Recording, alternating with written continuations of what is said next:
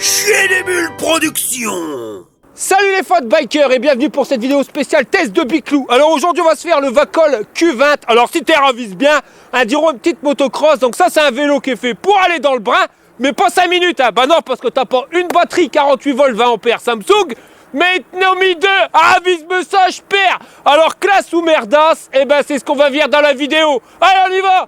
Fire.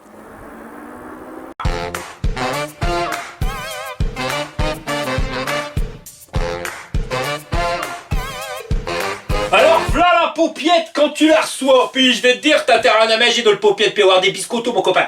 Parce que le bordel il fait 47,5 kg le carton est livré par TNT. Par contre tu vois c'est pas si explosif que ça, y a pas acheteur. Et voilà comment que ça se goupille à l'intérieur du carton. Alors une grosse mousse ici pour bloquer l'arrière. Des intercalaires en carton, en mousse. Et à l'avant c'est pareil, la fourche elle est bloquée dans de la mousse. Et ils ont mis des cartons un petit peu partout, ça fait Tetris. Normalement ça bouge pas dans le transport. Par contre le José lui il bouge dans le transport hein. Bah ouais, boboche.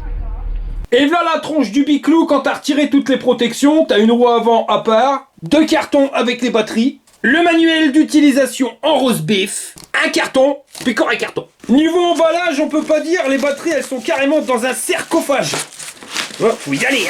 Et la clé qui se trouve juste ici. Alors batterie estampillée par Vacol, mais c'est des Samsung. Avec ici un témoin de charge, toi bleu donc c'est chargé à fond. Là le pépion en silicone pour pas qu'il y ait du brin qui rentre dans ton port de charge. Alors par contre les ports de charge c'est pas forcément les meilleurs. Ça vaut mieux bien le mettre ton pépion parce que s'il y a du brin qui rentre dedans, t'es tué. En clair, s'il y a de la bidoule qui rentre dedans, bah t'es pas dans le brin. C'est ici, sur ces connexions-là, qu'on distribue le courant. Et là, tu as la serrure qui te permet de déverrouiller la batterie. Alors par contre, il n'y a aucune donnée sur les caractéristiques techniques. Mais c'est une 48 volts 20 ampères et ça x2, ce qui nous amène à 1920 Wh de puissance dans ton Biclou. Normalement, tu tiens beaucoup de kilomètres. D'ailleurs, on nous l'annonce entre 120 jusqu'à 170 km d'autonomie, mais bon, on verra quand le gros nono avec ses 106 kg, comme être chéti qui fait de kilomètres. Dans l'autre carton, qu'est-ce qu'on a?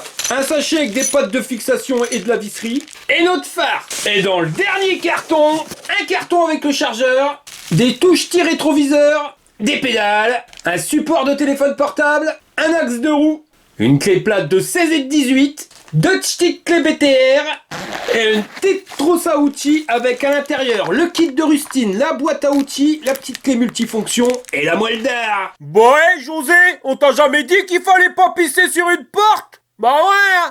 J'ai installé le guidon, pas compliqué, t'as juste 4 vis à venir mettre ici. J'ai retourné le vélo, j'ai installé le garde-boue avant, hein, c'est pas compliqué, une vis ici de chaque côté et une là. Je vais installer la roue, alors pour ça je vais avoir besoin de l'axe qui était dans le carton. Et fais gaffe mon ami parce que tu vois, il y a des entretoises mais c'est pas la même taille. Tu prends l'axe, tu le mets dedans. Côté où il n'y a pas le disque, tu prends l'entretoise, la plus grande. Et tu viens la mettre. Ensuite tu vas prendre les rondelles. Alors fais gaffe parce qu'il y en a deux différentes. Tu vois, il y en a une qui s'est pas trop fait dilater et il y en a une qui a une dilatation extraordinaire. Tu prends la petite dilatation et tu viens la mettre ici après l'entretoise. Et de l'autre côté, tu vas mettre la petite entretoise et toujours pareil, la rondelle avec petite dilatation.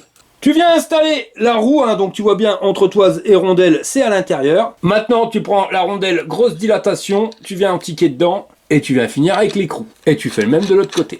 On va installer les pédales, alors fais bien gaffe. Tu vois, il y a des lettres ici, R c'est pour droite et L c'est pour gauche. Quand c'est fait, ça donne ça. Alors ça commence à ressembler à un Biclou, mais tu vois, il manque les batteries déjà. Alors c'est pas compliqué à installer, tu la prends, tu la positionnes. Voilà. Et là, elle est clipsée. T'as même pas besoin de la clé pour l'installer. T'as vu, elle se verrouille tout seul. Et tu fais la même chose en haut. Et voilà. Ne restera plus qu'à monter le phare. Plus qu'à foutre la vis, l'écrou, tu serres, et voilà.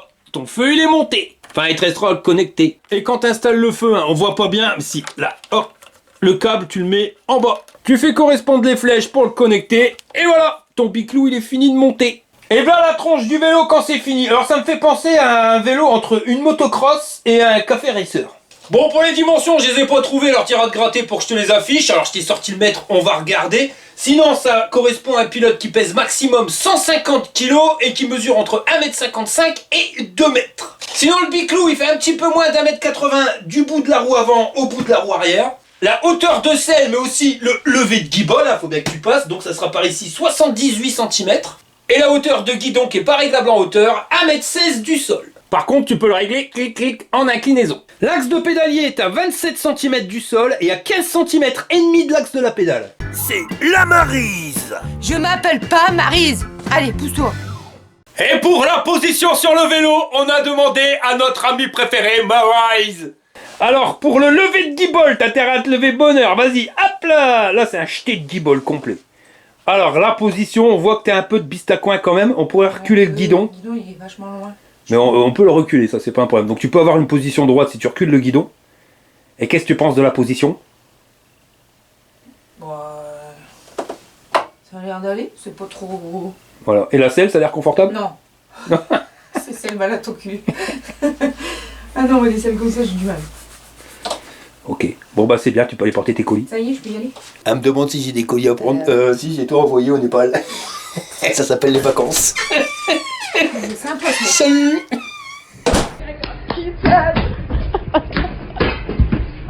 Sinon, au niveau poids du vélo, il fait 40 kg 6. On a des batteries qui pèsent 4 kg 6, donc ça fait 9 kg 2 pour les deux.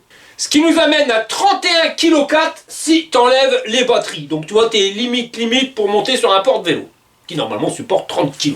Au niveau du cadre, on est sur un truc tubulaire. Alors on avait déjà eu un vélo comme ça, mais les tubes étaient beaucoup plus fins. Là, je t'ai sorti le pied à coulisse. On va regarder. Donc on est à 30 mm de diamètre. Pareil ici. Et là, sur le gros, on est à 51 mm.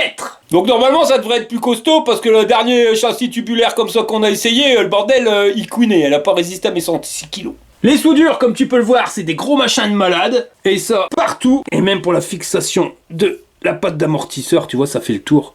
Et la platine, elle est quand même vachement épaisse. Elle fait 10 mm d'épaisseur. Alors tu l'as vu, c'est un cadre qui est suspendu. Donc tu vois, l'articulation, elle se fait ici. On a l'axe. Le bras oscillant berloque comme ça. Et là, on a notre amortisseur. Donc un amortisseur à ressort. Avec tes peuls réglés plus ou moins durs en fonction de comment tes vis l'écrou ici. La selle, madame, elle dit qu'elle est pas trop confortable à voir. Donc ça a l'air quand même assez mou. Ça fait 53 cm d'assise juste ici. Et 15 cm de large. Alors c'est du cuir synthétique. À l'arrière ici on a le feu qui doit faire feu stop et clignotant. Pas de pile mais à câble. Et ici si tu regardes bien on retrouve le contrôleur. Le petit hic tu vois il n'y a pas de porte-bagages. Par contre on a un garde-boue en plastoc dur avec une patte de fixation ici. Une juste là et une ici. Ça c'est taillé pour pas que la chaîne elle vienne frotter quand tu es sur le plus grand plateau, enfin pignon. Et comme tu peux le voir hein, il a été coupé juste à l'axe de pédalier. Donc tes mocassins ils auront pas plein de brins.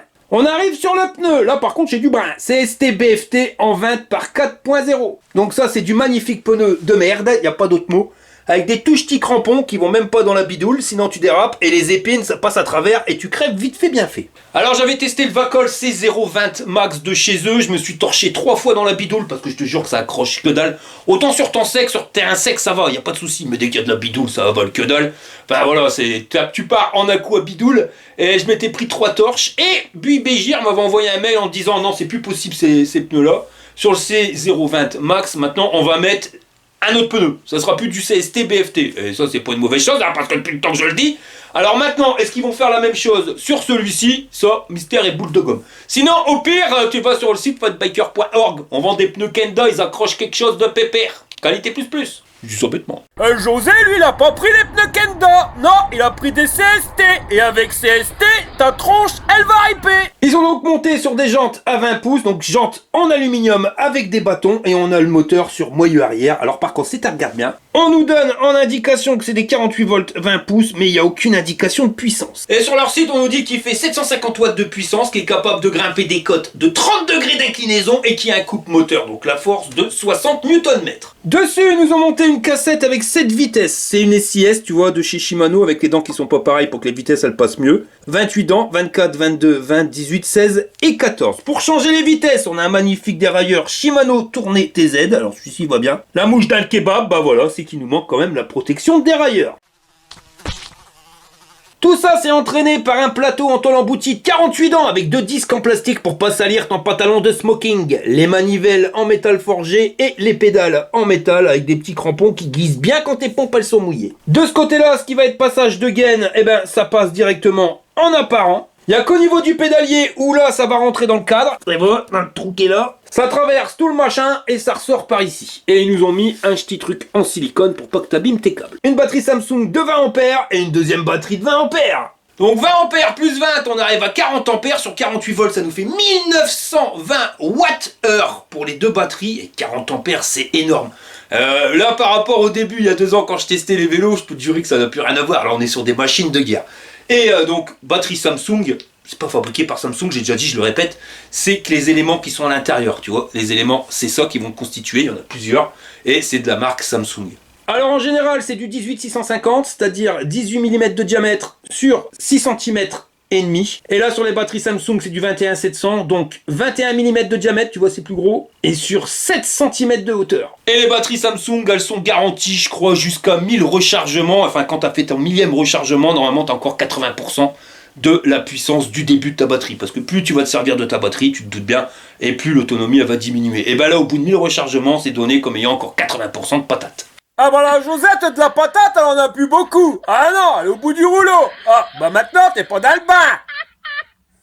On continue, là on arrive sur la roue avant, donc on a un magnifique garde-boue en plastoc dur, donc tu vois ça berloque pas, avec une patte de fixation ici, pareil de l'autre côté, et une juste ici. Et si tu regardes bien, c'est taillé légèrement un petit peu au-dessus de l'axe de pédalier, donc tu risques d'avoir un petit peu de brin sur tes mocassins. En dessous, toujours notre jante aluminium en 20 pouces avec des pneus de brin CST BFT en 20 par 4. C'est monté sur une fourche type moto. Alors pourquoi type moto? Parce que tu as un point de fixation ici et un juste au-dessus, donc ça c'est renforcé plus. Et rien que les tubes, ils font 35 mm de diamètre. Par contre, pour le réglage, tu repasses une main, je fais les frais. Alors on va regarder le débattement. Déjà, de l'amortisseur.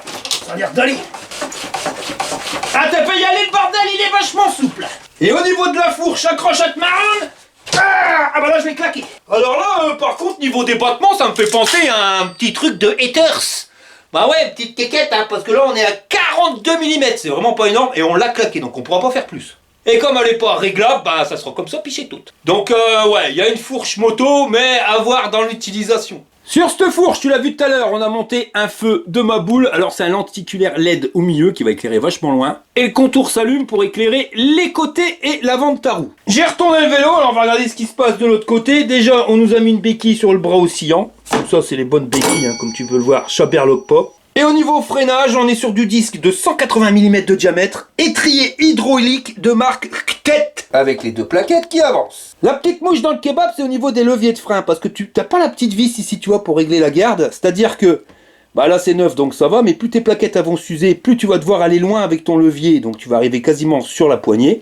Quand tu as la vis de garde, tu règles et tu arrives à remettre du bon jeu, tu vois. Là, tu pourras pas, c'est-à-dire quand tu arriveras au bout, il faudra changer les plaquettes. Les durites et les câbles passent ici en apparent. Et comme pour l'autre, hein, ça passe à l'intérieur du cadre, ça ressort par ici. Tout ce qui va être câble électrique va revenir aux batteries. Et tout ce qui va être gaine ou même encore câble électrique pour l'avant, ça va passer à l'intérieur du cadre. Et à l'avant, c'est la même punition, 10 de diamètre 180 et les étriers hydrauliques de marque KTET. Knet, eh ben ça rime avec croquette ou fromage de tête. Dis, il est l'heure d'aller bouffer, hein. Tu pourrais remplir ma gamelle parce que moi j'ai la dalle, alors laisse tomber un petit peu ta vidéo. Le guidon, on est de type BMX, sauf qu'il est un petit peu renforcé. Tu vois, tu as une barre ici. Et si tu regardes, il est pas bien droit. Il y a des petits retours comme ça. Et il fait 70 cm d'un bout à l'autre. Les poignées, c'est les poignées manches de pioche. Elles sont énormes, assez dures, tu vois, pas confortable au bout de quelques kilomètres. Tu peux mettre ta main complète et pour freiner avec les leviers KNET, eh ben, tu peux freiner qu'à 3 doigts. Ici, le bitonio pour marche arrêt pour la lumière. Là, les clignotants, droite, gauche, le klaxon. Les boutons pour le display, plus, moins, marche arrêt et info. T'as de la place pour mettre tes rétroviseurs ou ton support de téléphone portable. Là, le display, on l'a déjà vu celui-ci. De l'autre côté, le levier de vitesse Shimano SIS, pour moi le meilleur. Levier de frein KNET, là tu peux freiner à 4 doigts. Alors ça c'est parce que sur la gauche, tu vois, ils ont intercalé le bouton marche arrêt de la lumière avec le levier de frein et la poignée. Donc ta poignée elle est un peu plus éloignée, ça fait que tu peux pas freiner à 4 doigts. Logique, ou alors il faudrait mettre ta main carrément ici. De l'autre côté, t'as pas le souci, donc tu peux freiner à 4 doigts. Et là, on a notre poignée d'accélérateur, manche de pioche. Pour allumer le display, t'appuies sur le bouton, t'as pas besoin de clé, t'appuies sur 3 secondes, et là, le bordel, il s'initialise. Si tu regardes bien, on a le niveau de batterie, donc là, 100%, la vitesse en temps réel. La puissance consommée en temps réel, trip, c'est le compteur journalier, 300 mètres. Donc ça veut dire que ton vélo, il a été testé avant d'être mis en carton. Donc, bonne nouvelle, normalement, t'as pas de souci. Le niveau d'assistance, donc tu vois 1. Si tu veux le changer, t'as les boutons plus et moins. Et il est réglé sur 5 niveaux d'assistance. On va regarder la vitesse max. Alors à l'accélérateur, il est un peu long à la détente, le compteur de vitesse. Ouais, j'avais eu le même souci avec l'autre. C'est un truc suisse. Donc 25 à l'heure. Si tu veux le débrider, t'appuies sur le bouton information là qui est là. T'appuies longtemps. Et là t'arrives là-dessus. Display setting, donc I.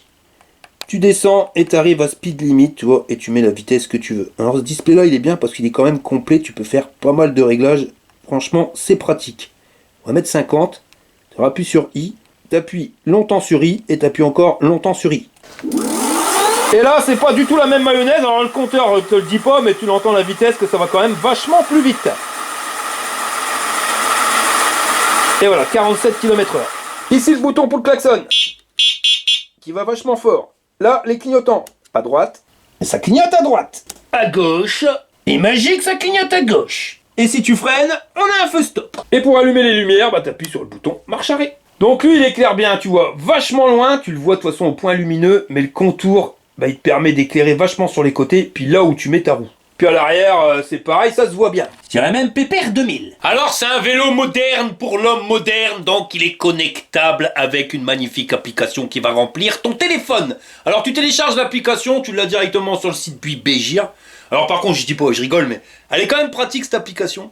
Bon là t'as le niveau de batterie, t'en as pas besoin, c'est marqué sur le contrôleur. Là la vitesse, pareil, t'en as pas besoin, c'est sur le contrôleur. Tu peux changer les niveaux d'assistance, mais ça tu peux le faire directement via le contrôleur. Et la lumière, comme il y a un bouton indépendant, ça marche pas.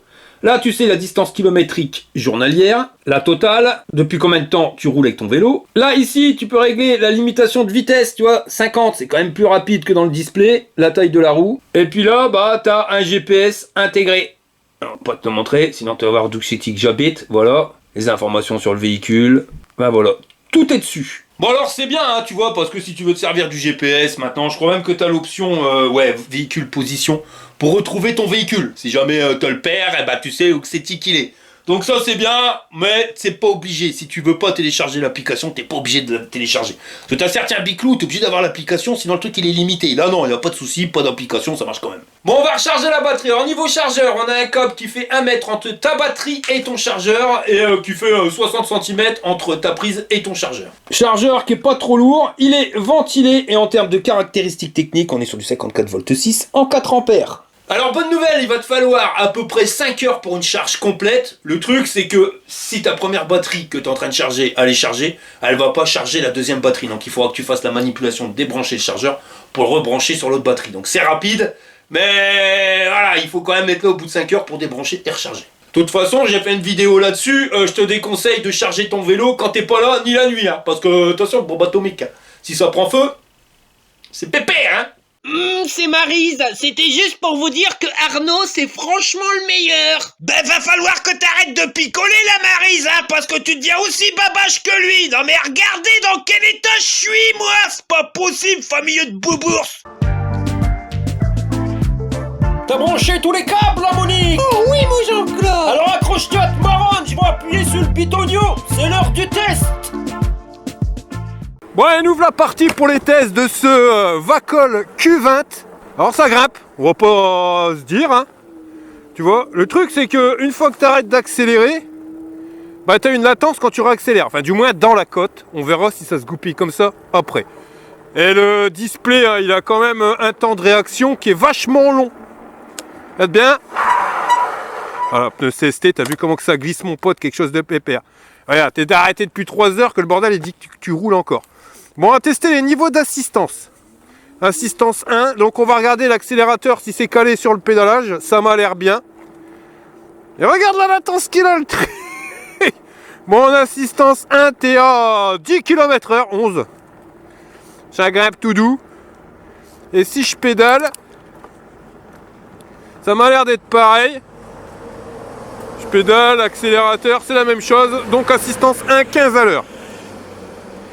En assistance 2, là on arrive à 20, on va dire 23 km/h. C'est chiant que ça soit aussi long à réagir. Allez, 24. Assistance 3. Donc on n'est pas taillé sur le 25, mais on a quand même 24 km/h, ce qui s'y approche. Là, on va arriver tout de suite à 31 km/h. Assistance 4, là tu sens que ça tire, tu vois. Autant sur les 3 premiers niveaux d'assistance, j'avais pas d'à-coup, que là je sens que ça tire et ça nous amène à 35 à l'heure. Et si on passe en assistance 5, là tu sens aussi l'accélération, quelque chose de pépère, et ça va te ramener en vitesse maximum.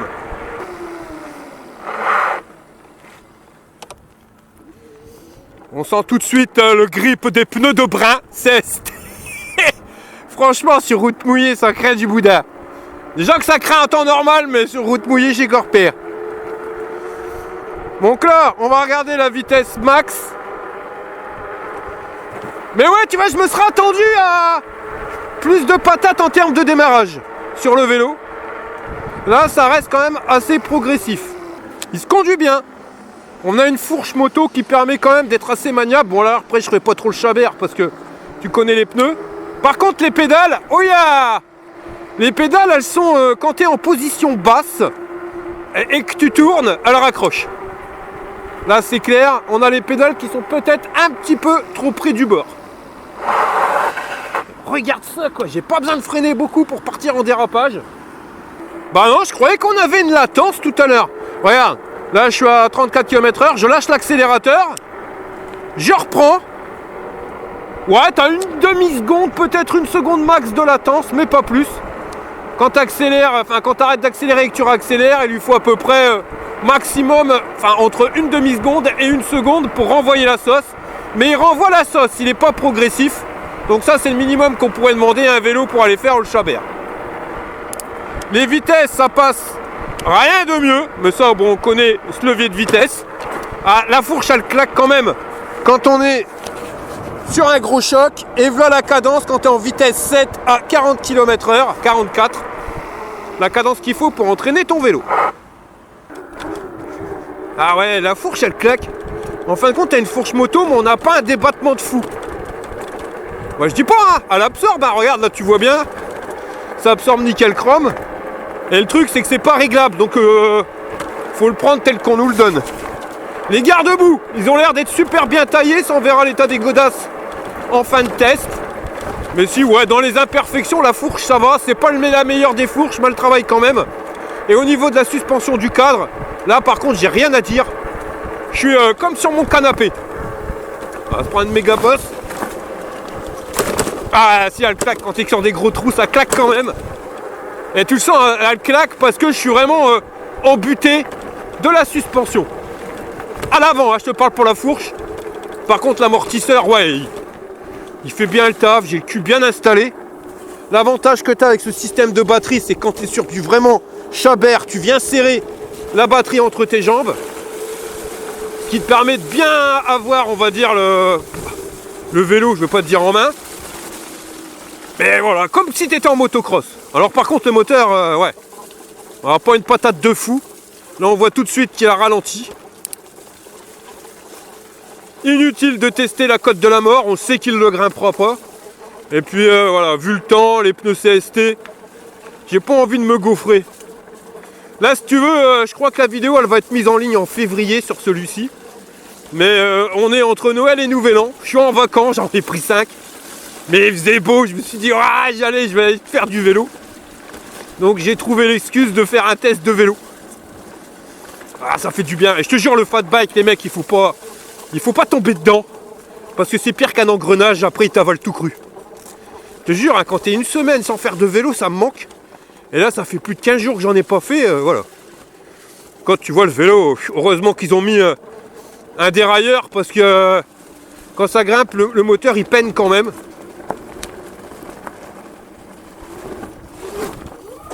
Waouh! Là, j'ai décollé les 2 roues. Et on entend, voilà, la fourche qui est vraiment embutée avec mes 106 kg. Ça irait peut-être mieux si t'es plus léger. Mais pour les gros, ça craint du boudin. Le moteur, quand il galère, j'ai l'impression qu'il fait un peu de bruit. Sinon, ouais, la fourche, tu vois que c'est pas la meilleure des fourches. Parce que dans ces défauts-là, les bras, ils travaillent vachement. Par contre, au niveau du cul, ouais, c'est super confortable. Bon, je vais pas aller trop vite, j'ai pas envie de me gaufrer avant le réveillon. Déjà, madame, elle m'a dit, fais gaffe. Adieu. les pédales elles sont tellement basses que je viens de me prendre le bout du pied dans une racine et ça douille. Tu comprends ce que je veux te dire? C'est que t'es vraiment à ras du sol. Ça, ils auraient dû mettre peut-être des manivelles un peu plus petites ou mettre l'axe de pédalier un petit peu plus haut. Ah, elle claque souvent quand même la fourche. Sinon au niveau du cadre, on sent qu'on a un truc qui est rigide. Donc on avait testé un vélo avec un châssis tubulaire comme ça. Mais les tubes ils étaient quand même plus fins. À la fin il en pouvait plus, le vélo il claquait dans tous les sens. Là tu sens quand même que tu as un truc beaucoup plus robuste. Oh yeah. On est à la limite là, c'est bon, le pneu, on a franchi sa limite. Donc en sachant que Bégir a quand même réagi par rapport à mes 3 chutes sur le dernier test du Vacol avec les pneus CST, en me disant que ça y est c'était terminé, qu'ils arrêtaient avec CST et que maintenant ils allaient mettre des autres pneus.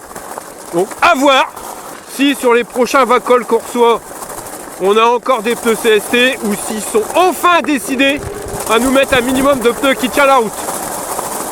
Les garde-boue, hop purée. Alors le garde-boue en lui-même, voilà, j'ai pas de projection de l'arrière du pneu, mais j'ai les pneus, les godasses qui ont été mouillés sur les côtés. Mais là tu peux rien faire, c'est absolument rien faire d'autre. Donc les garde-boue ils font leur taf. Je roulerai sur une flaque classique, comme là j'aurai aucun problème. Mais c'est vraiment là sur les grosses flaques où quand tu roules à fond les ballons tu te pulvérises la tronche. Mais non, garde-boue, à part ça, validé. Alors c'est pas un vélo qui a une position pour un gars qui veut aller faire du sport. Tu te doutes bien, comme on a une selle moto qui est pas réglable en hauteur, bah voilà, c'est si tu veux pédaler, ça risque d'être compliqué.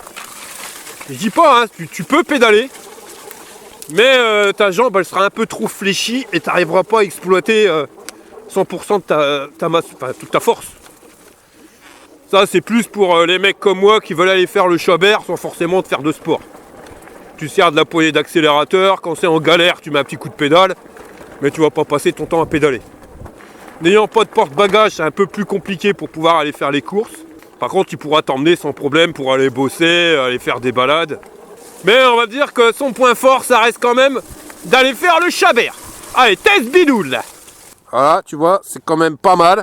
On a le pneu qui est quasiment intégralement, voilà, il est noyé complètement.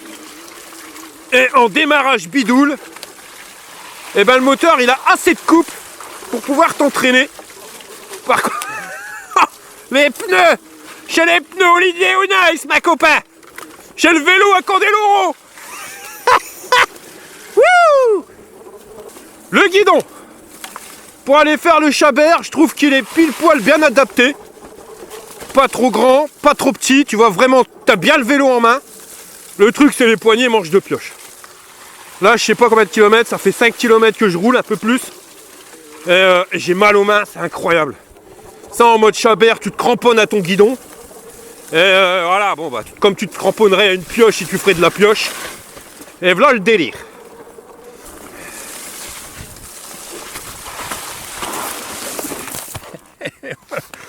Pneus CST, on a gagné. Puis ces pneus-là, ils sont faits pour rien. Si, pour les sages magasins. J'ai les pneus de bas. Et ben là j'ai de l'eau jusqu'à l'axe. Voilà, c'est fait.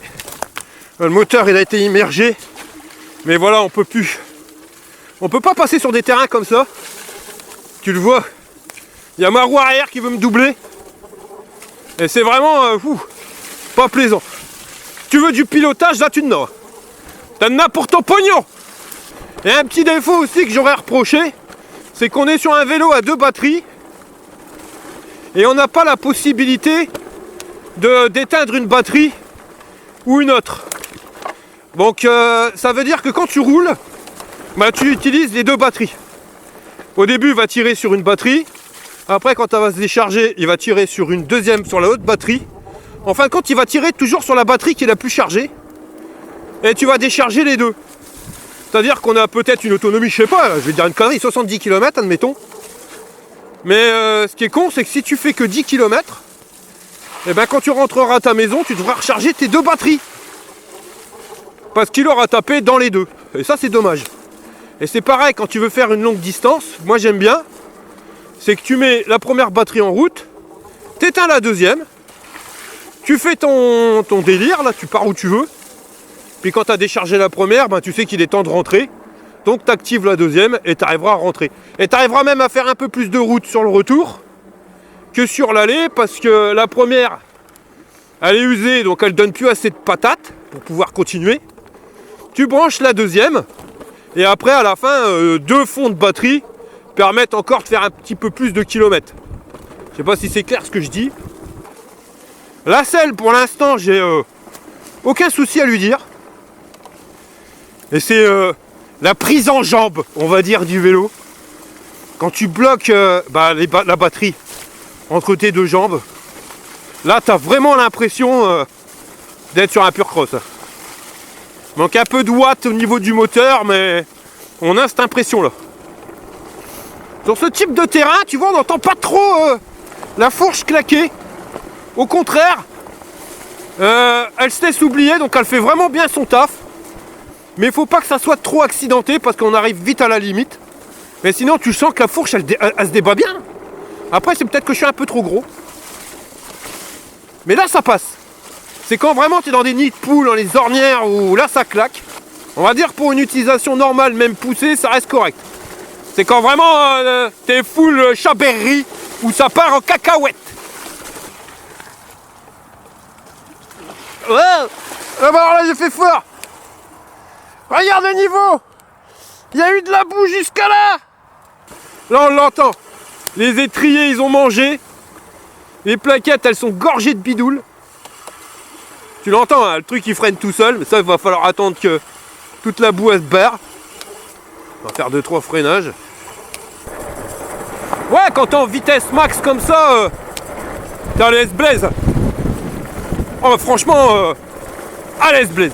C'est pas le plus confortable qu'on ait testé, mais il reste quand même super confortable. Puis regarde, je regarde bien loin si j'avais pas une flaque de boue, ça pourrait me faire tout drôle.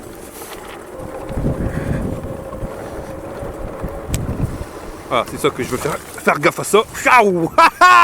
T'avais ça? Oh. Le pneu avant, elle a décroché. Je comprends même pas comment j'ai fait pour pas me toller. Ah, mais le truc, toi, ça roule bien. Les pneus CST, bon, ils sont pour axe, ça on le sait. Mais sur terrain sec, ça va encore. Même un peu mouillé, ça reste correct. Mais c'est dès que t'arrives là sur de la bidoule extrême, alors là, ça devient super dangereux. Regarde ça, j'arrive même pas à tenir mon vélo. Mythe, je me demande si c'est pas moins dangereux de rouler dans les gravats de briques et de tuiles que dans la boue. Sinon, hormis les pneus, j'ai rien à dire de néfaste à ce vélo. Les freins, là, la nouvelle marque, ils marchent super bien. Alors, pas de problème. Voilà, t'as vu, champil, quelque chose de pépère.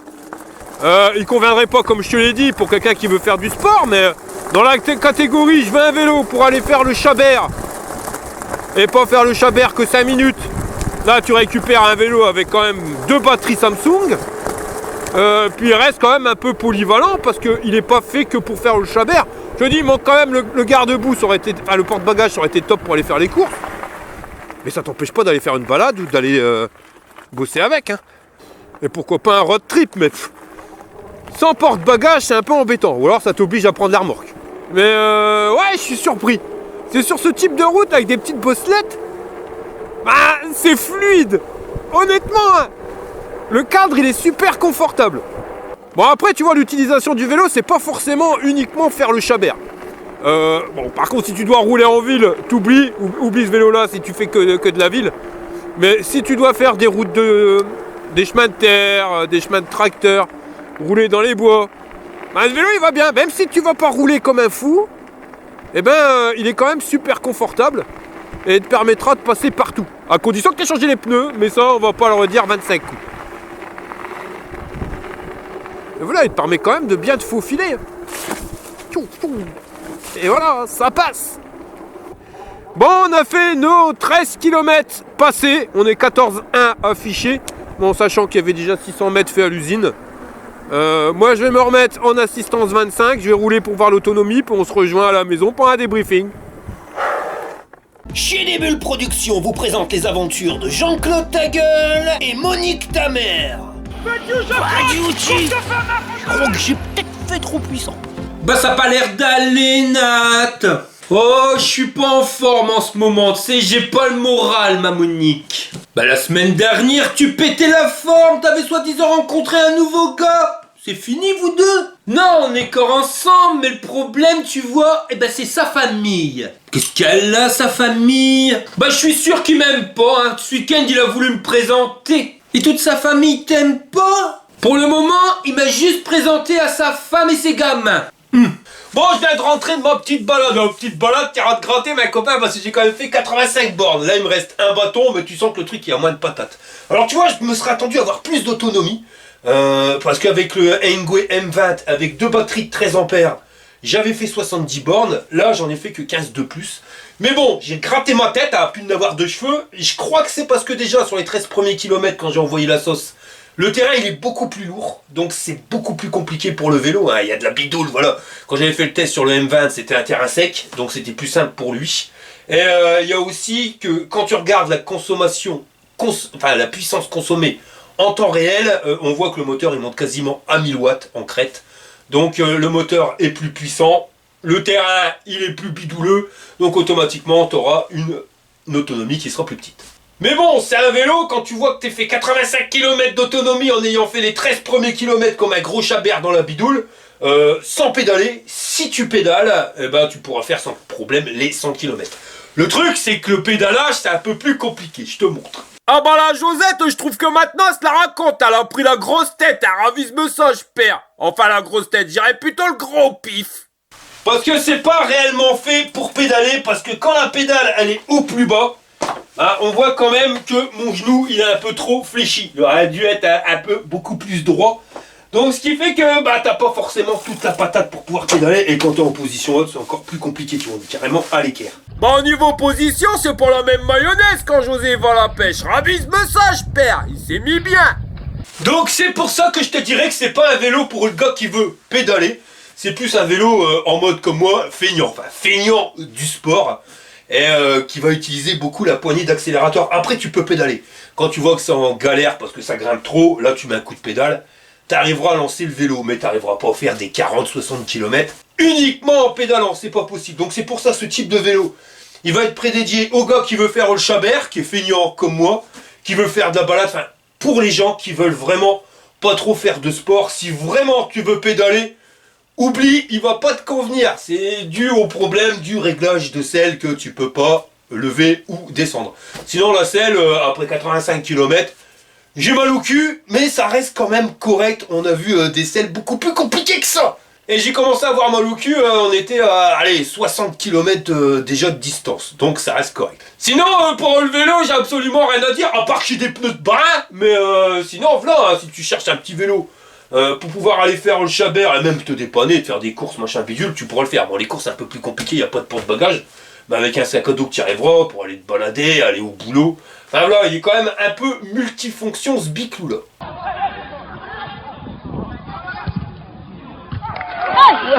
Et si tu veux faire de la distance avec les 2 batteries, voilà, ça s'arrête jamais. Bon, on va passer au système de notation. Au niveau robustesse de truc, voilà, ça n'a rien à voir avec le châssis tubulaire que j'ai essayé la dernière fois. Tu sens que le bordel il bouge pas. Donc ouais, on peut lui mettre sans problème 8 jbuans sur 10. J'ai du costaud mes copains.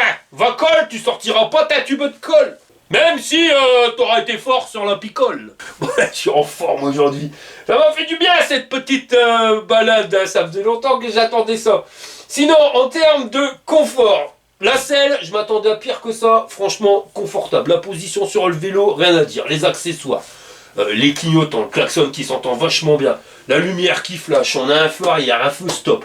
2 batteries qui permettent d'avoir une grande autonomie, des garde-boue qui se respectent, des freins à disque qui freinent quelque chose de pépère, parce que c'est de l'hydraulique, on est sur des disques en 180, à part les pneus de brin, d'ailleurs, paf, ça va lui faire perdre un point, mais sinon, ouais, il est top, on a même un port USB directement. Au niveau du display, bon, le display qui décarque un peu en termes de vitesse, tu vois, il n'est pas super réactif, il te donne la vitesse, mais pas réellement en temps réel, hein, il y a une latence.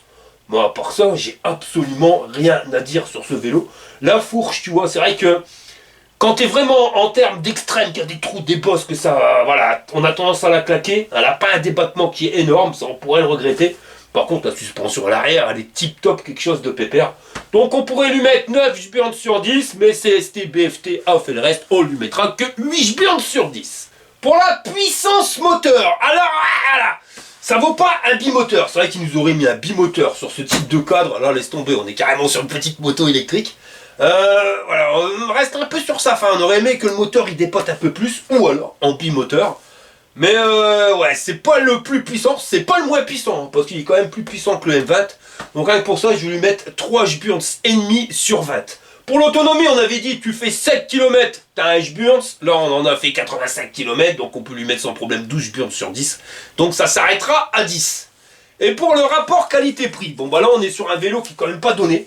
On est à 1800 balles le biclou. Maintenant, voilà, ce que je t'ai dit toujours, ce qui fait le prix du vélo, c'est la batterie et le moteur. Le moteur, il est correct, voilà, c'est pas non plus une balle Bosch. Par contre, au niveau des batteries, on est sur une batterie Samsung 48 volts 20 ampères. On n'est pas sur une batterie, mais on est sur 2 batteries. Et quand tu regardes le prix au détail, alors là, il se touche 700 balles la batterie. Donc tu regardes 700 plus 700, 1400 balles. Il reste plus que 400 € pour mettre le moteur et tout le reste du vélo.